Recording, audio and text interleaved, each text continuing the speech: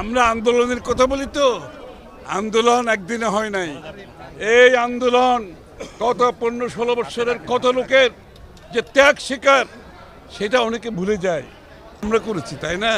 সুতরাং আমাদেরও তো আমাদের যে আন্দোলনের প্রেক্ষাপট, আমাদের যে আন্দোলনের অবদান, আমাদের যে আন্দোলনের ত্যাগ, এগুলো তো আমাদেরকে তৈরি করতে হবে, তাই না? সুতরাং এগুলো আমরা আমাদের পক্ষ থেকে সেটা আমাদের বিষয়টা জাতি জানে, জাতির সামনে আমাদেরও তো রেকর্ডের জন্য এগুলো রাখতে হবে আগামী দিনে। আরে নাই, আর এখন তো বিএনপি আজকে তার চেয়ে অনেক বেশি শক্তিশালী দল। বিএনপি ত্যাগ করে একটি পরিণত শক্তিশালী দল, সবচেয়ে শক্তিশালী দলে পরিণত হয়েছে আজকে বাংলাদেশ।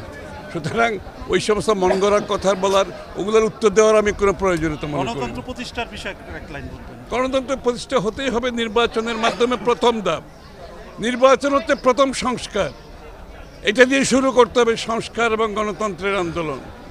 গণতন্ত্রের প্রক্রিয়ার মাধ্যমে আগামী দিনে যে পরিবর্তনের প্রত্যাশা, সেটা গণতান্ত্রিক প্রক্রিয়ার মাধ্যমে হবে আগামী দিনে। তাদের আত্মীয় স্বজনকে দেখতে পারে নাই, তাদের পরিবারকে দেখতে পারে নাই।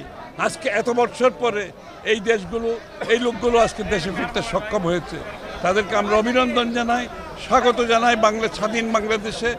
তাদেরকে তাদের অবদানের জন্য আমরা চিরদিন যে শেখ হাসিনার পতনের পিছনে তাদের যে অবদান, সেটাকে আমরা স্বীকার করতে আছি। এদের পরিবারের বিরুদ্ধে মামলা আছে, এদের অনেকে ব্যবসা হারিয়েছে, চাকরি হারিয়েছে, এদের পরিবারের অনেক লোক জীবনও দিয়েছে। এই লোকগুলোকে আমাদেরকে আমাদের অন্তরের অন্তঃস্থল থেকে ধন্যবাদ জানাচ্ছি। আমরা খালি রিসেন্ট আন্দোলনের কথা বলি তো, গত 15-16 বছর এই লোকগুলো কিন্তু আন্দোলনের বড় অংশ। এদেরকে বাদ দিয়ে কোনো আন্দোলন হয় নাই। এরা যুক্তরাষ্ট্র সরকারের উপর চাপ সৃষ্টি করেছে, যুক্তরাষ্ট্রের সরকারের আইন প্রণেতাদের উপর, কংগ্রেসম্যান, সিনেটর, এদের উপর চাপ সৃষ্টি করেছে, যুক্তরাষ্ট্রের বিভিন্ন সংস্থাগুলোর উপর চাপ সৃষ্টি করেছে।